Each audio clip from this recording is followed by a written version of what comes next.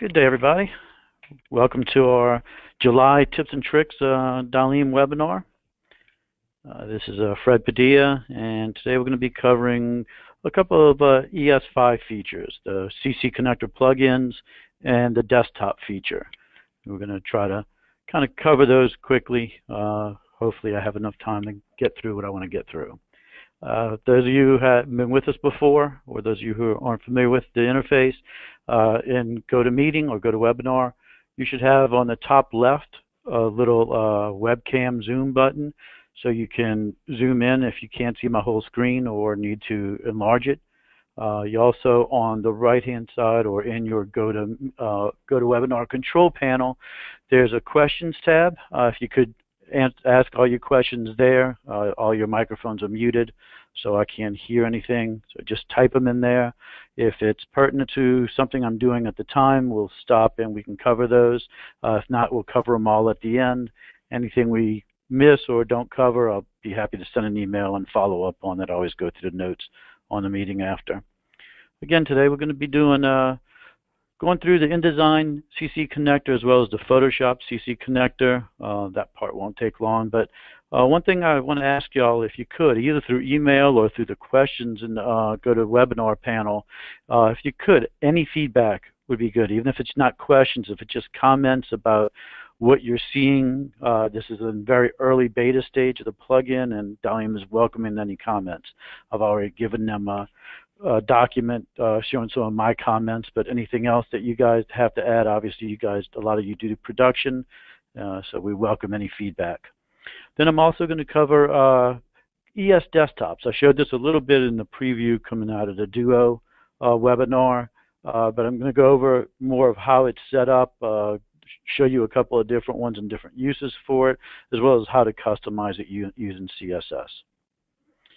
So with that, we'll kind of go ahead and get started.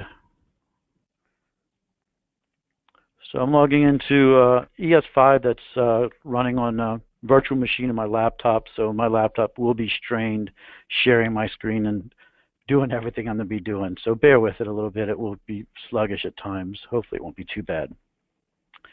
So if you notice, I've logged into ES5. The ES5 beta is available to customers that are part of the beta program, or if you want to sign up for beta, you can.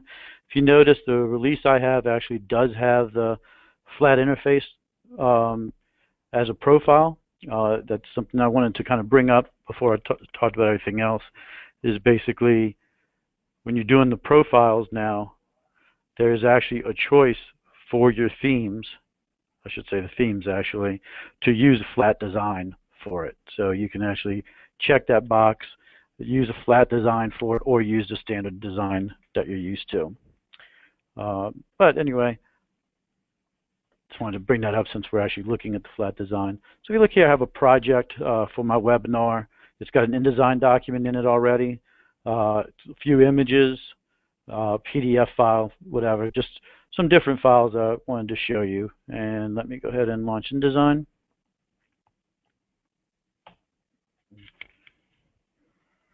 So this is running with InDesign CC 2015, and I just updated to the latest version. I don't remember if it was like .3 or something like that, .2, whatever it is. What you'll see when you have the plugin loaded in is you're going to have a DALiM pull-down menu, which really doesn't do much except for allow you to clear the cache and go to DALiM. There's been a couple of beta customers who've been confused because they're expecting to see the plugin there. The plugin's actually pulled up from the extensions pull over. So you go to DALiM connector here, pulls up the panel, and asks you to log in. Now I've already requested DALiM that this should be in the preferences. I shouldn't have to log into it every time I launch InDesign, or even if I close the panel and reopen the panel, it forces me to log back into it. A bit unnecessary, and it should be in the preferences like we were used to with the old plugin, like every other plugin I've used with products on it. So when you log in, eventually what you'll get in the panel is a view of your customers, your file system, any private collection of collections that you have access to as well. You have a search menu, which is partially working now in this beta. It doesn't look like it's searching for metadata yet, but it will search on other information. And then you have the pull down of options, and let me do it where I can actually see. So just to go over those right now, you have just the about, you have a logout and authorize, which is basically a log back in. So that's what I was saying. If you do it in the preferences, you could just log out and log back in if you need to do it as another user. Typically, you're always going to be the same user on the same machine. Home is just a navigation function, bring you back to the home screen here. Your search, obviously, is that function, refreshing it. And then you have a couple options. Upload from disk, so allow you to browse a file from your file system, upload it into the project or wherever you're at in the interface to ES. We'll go through that. Upload selected, I haven't really seen work. It just sits there uploading and never finishes. What it looks like it does to me, and I haven't gotten verification from Frederick yet, it looks like whatever you have selected on a page, you can upload into ES, and I'm not sure how it saves it yet since it doesn't work. Upload document actually uploads the file you're working on to ES. And then you have a couple of options here for whether you want to use high resolution in place, whether you want to replace the selection where you're placing it, and then just toggling the asset view and then some about information. So we'll go through all of that. If I go to customers, I'm basically browsing my ES server, go to webinar. This is that same project that we were just looking at on ES itself. So here's my images, my InDesign file. To grab an InDesign file, there's a couple of ways to work with it. If you double click on a file, you get kind of a preview of it or a larger preview of it, and you can hit the download link here. Or if you just drag it here, it'll ask you, right now it's given this Java confirmation for the download. I would imagine this will eventually just be automatically to a temp directory. The Photoshop plugin works more like that. But right now I'm basically having to save it to my file system somewhere, and that's where I start working for it from, working with it from an InDesign. So let me hide this, go to meeting panel so I can see things here. So if you notice, it opens up the InDesign file. It's actually saved local, and now I can start working on it. Basically, I'm grabbing images from here, so I can grab an image, drag it, and place it inside of InDesign. So again, this is navigating my file system on my ES server, or my project actually in this case. From my ES server, obviously I could be looking at a file system view as well. If you notice, and this is a little bit small, and Mike, I don't know if you can respond, but I'm not sure if they see the zoom or not. Or I believe this is just I don't think they see that zooming in, correct? Yeah, I don't see any zoom over here. All right. Well, hopefully you can kind of see this. I know it's going to be kind of small, but yes, we have some information in the options for the panel itself. A couple of things you should probably enable is the DALiM tab here, as well as the URL, so you can see the URL to the file. But what you'll notice under the DALiM column is this information here. This is showing that basically I have low res placed. So what it places is a JPEG image that's gathered, I believe, from the preview file inside of ES. That has specific information or a link, a URL to the actual high-res image itself that you'll see here, or you can see down here this 192 address and nice spree and then an object ID that it gives it. So that's how it identifies it. To let you know, I haven't gotten the swap out to work. I believe it works through doing twist OPI, but since I had to reinstall my InDesign this morning to get that function even working, I haven't gotten to play with it enough to find out exactly how it swaps out. From what I understand, or what I believe it is supposed to be, basically you would call the twist workflow, use PS check to do an OPI swap on the file, which is going to go resolve the file using this high-res information or this URL link, and swap the high-res in, depending on how your workflow is set up. It doesn't just do it automatically inside of an ES workflow that I can see. One thing I find kind of interesting, and I'm hoping they do away with this, is right now, if I just took this, I've worked on the document, I've done, a few things, I've added text, whatever I might do. If I say upload document right now, which would be my natural inclination, since I'm lazy and I don't save often sometimes, what it's actually going to do is upload the file I'm working on, but it's uploading the last saved state of that file. So it actually, I guess if you notice the preview here, or here, none of my images are in place. So right now with the plugin, you do have to remember to save the file in place, or let me just do it, I can show you. So I just saved, Command S. I've saved the file. Now if I upload document, it's going to go ahead and upload it back as a revision now, and the images should be in place.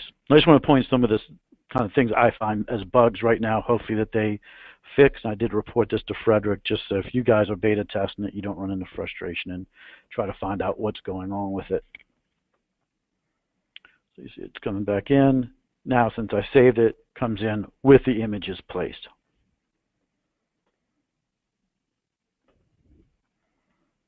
Now, you notice,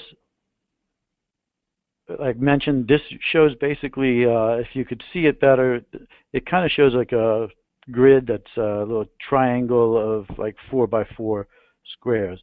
If I double click it, it actually goes almost solid, showing that it's high res. Now it actually has the high res file linked for this image inside the page. I could do that to all of them, or do it to none of them. So if I wanted to create a high-res PDF of this, or work with high-res files, I can do that. Obviously, it's bringing the high-res back from my ES server. So if you're working from a data center or something like that, it's going to take longer to work with it or to export the PDF, because it's going to have to download the high-res files to create the PDF instead of just having the JPEGs to work from.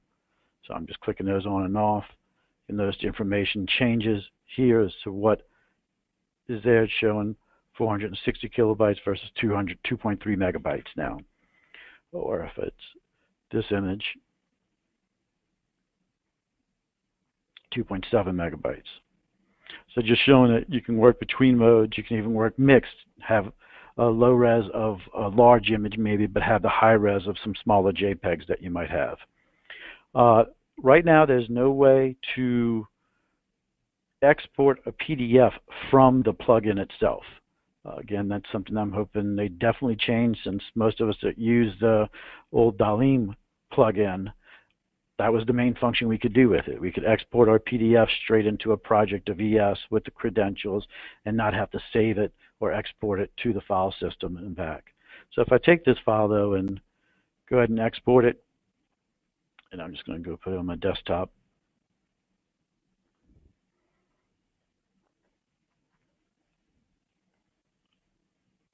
And then actually do one as well where I go ahead and link to high res just to show the difference there.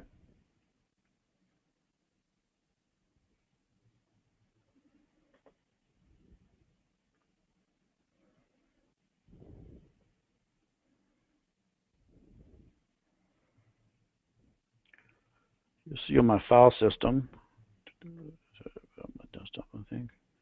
Did I not put it on my desktop? We'll see, one's 1.1 megabytes, the other's 428 kilobytes. So these aren't tremendously large images to begin with, but you can see where it would obviously save on that. And since we're working from maybe a data center ES and we're having to work on the files locally and get them exported back and sent to ES, obviously we want the smaller files to go back. Right now with the plugin, if I want to go back, I just say, oops, not upload document, because I just upload my PDF. I say upload from disk, and I can take the upload from disk, choose my file, one file at a time, and it'll upload that file back to ES. And then we'll see that eventually come in here. The InDesign files coming in, the PDF will come in as well when we go forward. So right now that's kind of the functionality that we see in it. Obviously there's more to come inside the plugin, but we'll kind of talk about that as they release features. What they also have is a Photoshop plugin. The Photoshop plugin, as I mentioned, is very, very limited right now. Basically, the only thing, and I think they just haven't paid it that much attention. Most of the attention has been paid on InDesign right now, because if we open up Photoshop,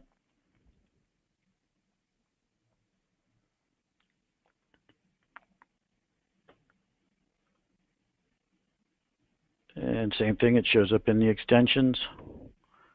Comes in, we'll log in with our credentials.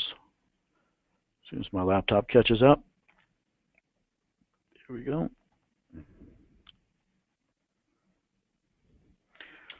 Right now, the only thing we can really do in the plugin is open files. So, unfortunately, if I come in here, go to my webinar,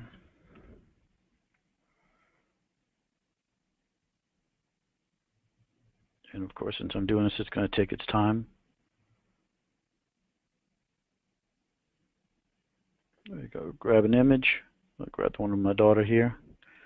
Same thing, you're kind of just dragging it on into nowhere, opens up the image, and what it's actually doing is actually downloads it. This one doesn't ask you, which I find interesting, but it actually will come down here into a DALiM connectors file in your documents folder, and you'll see here is the actual file it downloaded to do this. So anything I'm doing, I would be working on this file, saving it, and then going through, and it would upload document would send that back. Right now, when you upload document, at least on mine, I get an error, and I believe Frederick confirmed he sees the same thing. So it would just open the file, save the file back. And that's kind of all I really saw. The upload from this feature exists, but other than that, there's really not that much in here.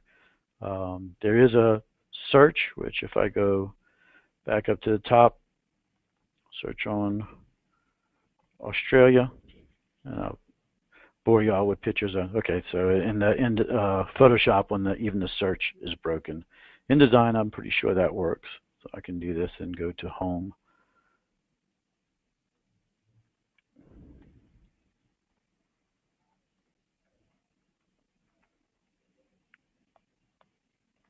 And I probably misspelled it. Or I had it working right before and it doesn't work now.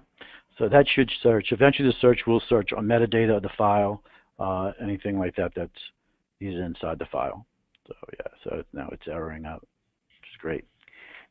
But very early on with the plugins, again, any feedback we can get from y'all, if you take a look at this, if you have your own beta running, please feel free to give us the information. I want to feed Frederick and the guys at Silicone Publishing as much information as possible, or as many notes as possible, on what things people would expect to see the plugin do, or how they would expect to see it work. Okay, so I'm going to jump into going over a little bit of the desktop feature of ES5. So what we see in desktops is going to be a nice way to get customers to kind of work in an interface that you're driving for them. You get absolutely giving them only what you want them to do, and you're making kind of a clean interface for that.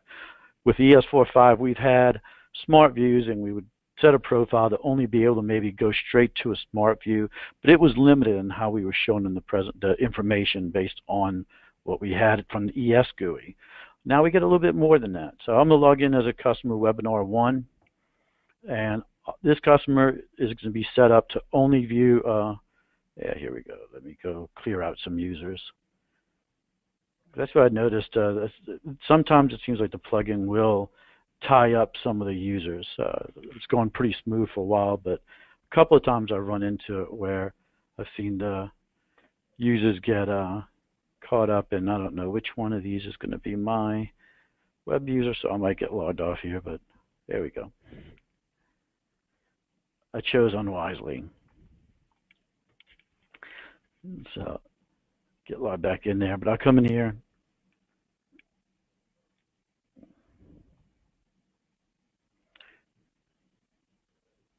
Get signed in. You see what I'm going to be taken into is just going to be a very simplistic desktop view.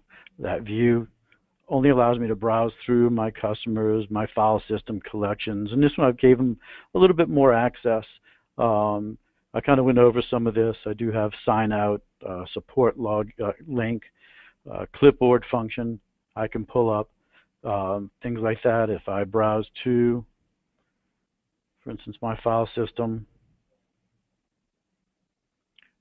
choose an image, I do get any workflow information, stuff that we're used to seeing for files. Over here on the right-hand side, any approvers, metadata on the file, links, things like that are all seen here. But they're limited. This is all they can do, and they would function here. So maybe in this instance, they could be looking through files and adding them to a clipboard or doing that kind of function.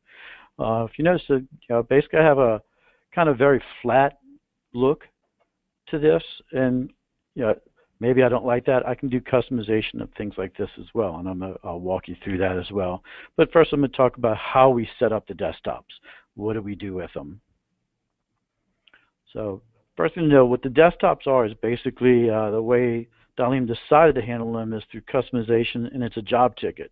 There's a specific job ticket format that we see now. So we're used to having job tickets, and the job ticket we could make part of a project, a document, feed, workflow. Now there's a desktop option, and typically we make that desktop option global, obviously, because it's not being applied to customers unless it's assigned to them, and I'll walk through that. One thing to note when I'm making this is I can apply a CSS theme. So right now, the one that we saw here, any customization here, this tannish background, the logo, excuse me, all the icons and everything are strictly being handled just through a regular ES theme. I have no other customizations going on there. It's a theme called Webinar Desktop 1 that I created. So I can show you that here. It's just basically this one. It's called Webinar Desktop 1. I have a tan background and not much else added to it. My customer logo is being displayed from the customer itself, and I don't have much going on with it. So come here.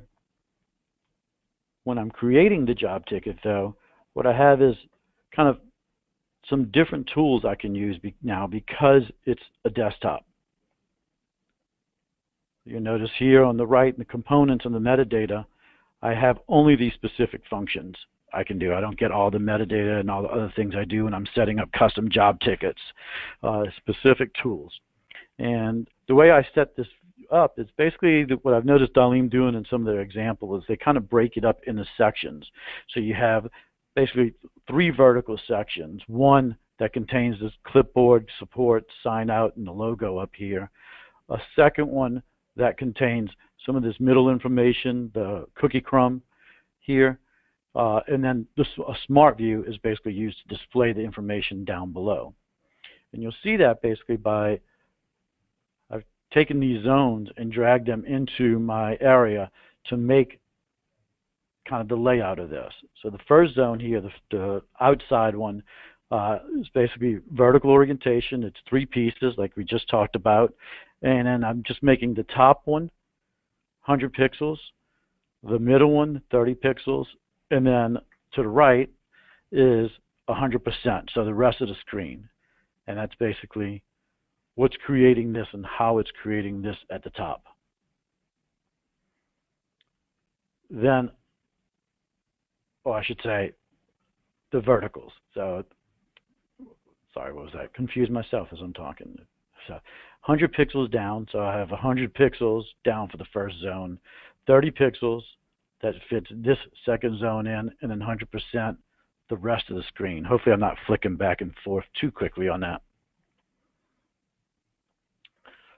Then in this other quadrant, so now I have my 3 vertical quadrants here. And this one, I can tell it now I want 5 areas split up horizontally across the top.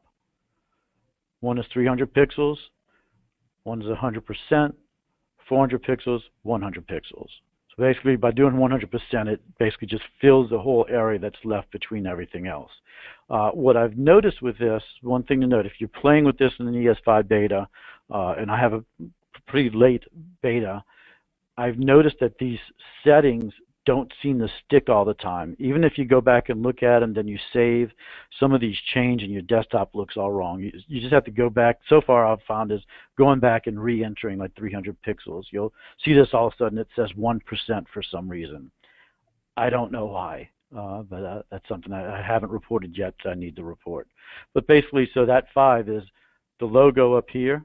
So you see user logo, basket, simple link, and logout. So that's the things you see up here across the top.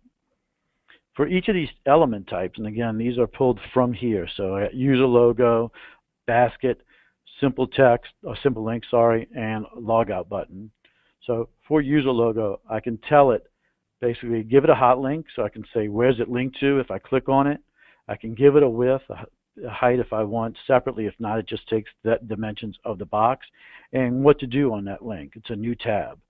So if I click on my logo up here, it's going to bring a new tab in. It's going to take us to the Blanchard Systems website. Again, talked about the basket. Basket functionality allows you to say whether it's collapsible and what the gallery layout is. Simple link is basically I'm just creating a URL. I'm saying, okay, the text is going to say support. It's a pop-up window, and I'm actually giving it a URL to a specific site, so our support site. It'll just pull up and pop up inside of this plugin.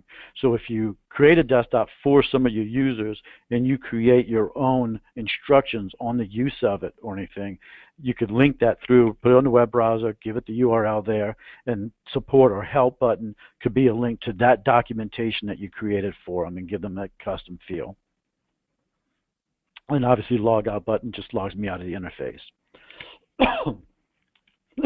Excuse me. Then we have breadcrumb. So the breadcrumb is basically you can define what your spaces are. So like if I change this and I change it to a slash, I could do that. What is the home label, an icon, or do I want it to say home? Again, size and what the orientation is. So if I change that real quick, and hopefully I didn't change anything else accidentally, and reload my page,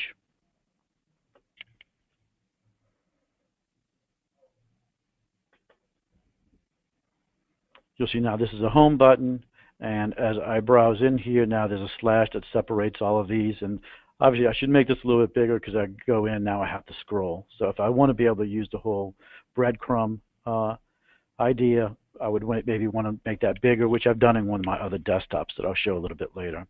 But come in here and it just keeps going, and I can do the whole breadcrumb and go back and jump back to a point in time. Let's click that on there. Click there. And then we have this other thing called a menu component, which is used in hand with any smart view that you have. So really in the interface, the way we set this up, we have to actually go define the smart view that we want to use for this. And I have one right now just called Smart View, simplistic Smart View, whether it's contextual, navigation. I can set my gallery size. So if I want my icons to be larger, I can do that. Then a menu component that sets what smart view is it acting with, what's its orientation, and what's showing in it. And basically what the menu component is this here. So that's why you have to tie it into a specific smart view. So this is the actions or whatever I'm doing inside of my smart view itself. So, and actually, because I enlarged it, I could refresh, but I'll go ahead and go in. Go in webinar, I could do this, and now I could do download approvals or anything I want because my smart view has those functions enabled with it. Now I talked about, right now basically we're using some default icons from ES. We can customize this. We can use CSS under the hood of ES to define what the folders really should look like or what different elements can be, and we can change them. And I've just done a couple of things. I didn't go overboard with this, just to kind of show how it's done. But basically the first step we have to do is inside of ES, we have to define kind of our customization area. We have to tell ES where customized files are. So we go to our settings JSP page, and we give it a path here, Symlinks data theming. This is all, theming is just DALiM's example. You can have it whatever you want as long as you know what that directory structure is. We can use this as well, and this is something we'll probably cover another day, but to completely change the whole look of your login screen where it's not the default little DALiM logo in the middle kind of thing. You could put login anywhere you want, move it around, change background images, stuff like that. But for now, we just come about desktops. So we define a path, and inside that path, and I can blow this up here, so hopefully everybody can see what some of the settings are. Notice here in my folder, Symlinks Data Theming, I have 3 folders: Webinar Desktop 2, Webinar Desktop 3, and then there's a Webinar Desktop.new. I just moved the 1 out of the way so it wouldn't interfere. So what you need at this level is just a folder that's named the same as the theme that you're using. So here's the theme, Webinar Desktop 1, for instance. I'm not going to save that change. So I just need a folder there that's called Webinar Desktop 1. Then inside that folder,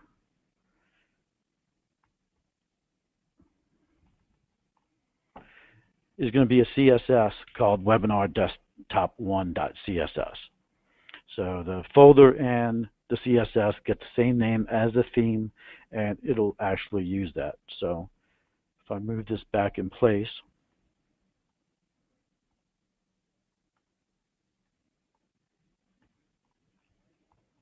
to where I now have my Webinar Desktop 1, and I go back to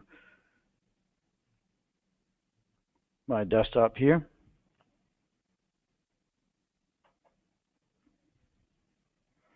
notice I changed the folders out and the little background of the folders themselves. So just different icon placed here. I can replace other things. There's a kind of a extensive document of how you change colors, fonts, color of the fonts. Any of this can actually be changed. I chose just to use the theme color on the background, but I could actually change all that as well. And I'll just show you all a little snippet of what that looks like to make these changes.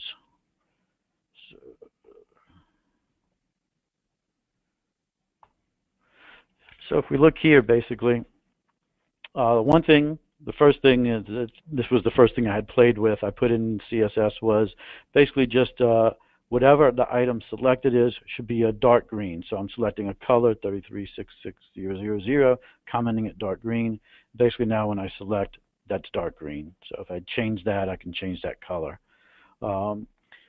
To change the icons or the folders, you actually have to hide the ones that are there. So you're actually saying display none and hiding them as well. That's what these 2 lines do here. So ES thumbnail box hidden and display none. Then we're setting the black background color for them and pointing to a specific URL. So I just enabled Apache on my ES server itself and have an icons, ES icons folder with a specific PNG that is pulling up. And that's the image that is pulling up here. You can even, I've played with it and tried to get some stuff to work where I'm actually changing different icons. Like I can change like file system to be a specific icon, smart views to be a different one, customers to be a different one. I've gotten that to work, but I have had problems. There's instructions that they give you where I should be able to change the My Customer icon, but I kind of haven't gotten that piece to work itself. But other than that, you can kind of play with this and you can get some interesting looks. So just by doing working with desktops, I was kind of doing a few things that we could do. So come in as Webinar 2. Again, different folders, kind of different look and feel, different functionality. In this one, I have a search function at the top, so I can search, find my images, and maybe this is to drag to a clipboard or do whatever I want to do with these images. And then one other one I did, and I'll kind of show you all the interface for this just to go over it one more time and then finish up with how to set everything up. For this one, I actually used a smart view that's just showing me files to approve. So for this user, they really cannot do much. I could approve or reject these files. I can download it and I can view it. So if I wanted to come in here, they do, I should have hit the S.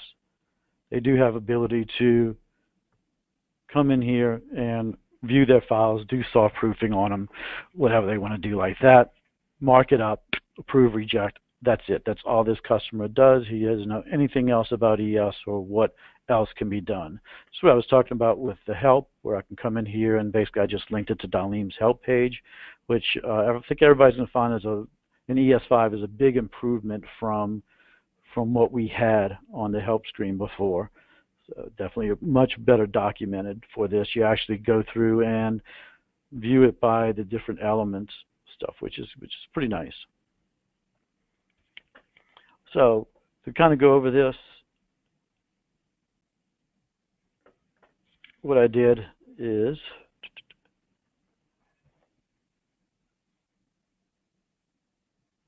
you see a basic function the same, but I kind of move things around so my logo's in the middle now. And I did that by also changing this to left, center, right. So I was able to move things around and start playing around with positioning elements this way. So this one's only 4 elements, 800 pixels, 100. And then from the right, 20 pixels where I could space over my sign out over here. And then 200 pixels over. And then this kind of centered over here, which I changed the size of my logo so it's not centered that well anymore. Again, here, just a menu component acting on this smart view. So just very simplistically kind of got that done. Again, the theme of this one just picked up from Webinar Desktop 1. I didn't want to go through and do another setup to bore everybody. So the way it's linked up to work for a customer is you're going to create your job ticket. You're going to link it to a specific smart view typically, or they're not going to be able to browse their files. So you're going to have your smart view showing them exactly what you want them to see. From what I see right now, you kind of got to tie them to either a gallery view or a list view. You're defining that. And they're stuck with that. I don't see a way to give them the toggle between gallery and list view. That, again, is assigned a CSS theme that gives us its color, gives us its CSS customizations or anything like that. You create a profile for your users.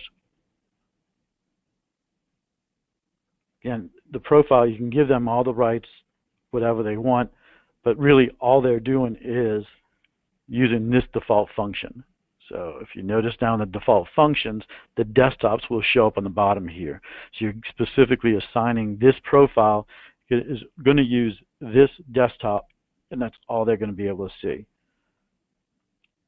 So the rest of these settings don't really matter except for things that, obviously you have to give them enough permission to do what you want them to do. But one of the main ones really is going to be just the dialog engine and which version of the dialog engine you want to give them, the Java or the HTML5. And of course, you assign the profile to the user so that they can use those functions. And that's it. I mean, you can definitely create a nice interface that's customized to your company's look and feel in a way, and give users very, very strict functionality inside of ES where they don't even realize necessarily they're in ES. You can give them an asset management look and feel the way we had in I think it was the second one I had, a little bit of just specific functions, find images, which this can do metadata searches, then put them in your clipboard, download them, or whatever you want to do inside of here. So you can do this, and this is the full functionality of it, where you can do facets, taxonomy, searches, filters, filter on specific folders, which is an ES5 function, where you're able to take your file system. If you had multiple file systems, say, well, I don't want to search in this folder, or I want to search just this folder, and you can do that. So you see, if I turned off Australia, only worldwide technology meetings on, I don't find anything with Australia. Now, if I turn Australia back on, it finds the images in there. New ES5 feature, which is definitely nice to limit your searches to certain areas only. and I can save those searches or whatever I want to do that I'm used to doing kind of in full ES. And obviously sign out and go out of the product. So that's kind of it. We're going to, let me see what kind of questions I got here. If I can get GoToMeeting. Here's some of the questions, Fred. All right. There's a couple plug-in ones. One is, if you can't export to PDF currently, is it safe to assume that you can only edit, update, and save an InDesign document right now? Yes. Yeah, right now it's kind of working with InDesign and kind of meant to just be an interface of somebody who works in design, helps them place their images from the asset management software, and then you could save back, and something I should have mentioned during the demo, you can save it back to, and I quit that, but save it back to ES, and then say Mike was working out of his California office, he could go log into that ES, open my InDesign file that I saved to ES, and all the links are there. It's linked because it's linked to ES in the cloud or ES wherever it is, wherever it's accessible in your data center or in your office. So it would have that link to it. He doesn't have to download those high-res images to work on the InDesign page. And hopefully PDF export's coming. Yeah, the next one I think I know the answer to, but I'll ask it. And the question is there a plan for a twist plugin? I believe right now with Silicon Connector, no. I think they will maintain the current plugin they have, but I'm not positive of that unless, Mike, you've heard something different. Well, the only comments I've seen is that DALiM says they are exploring their options. So that means, I don't even know what that means. So, yeah, I'm not sure I guess it means don't count on anything in the near future.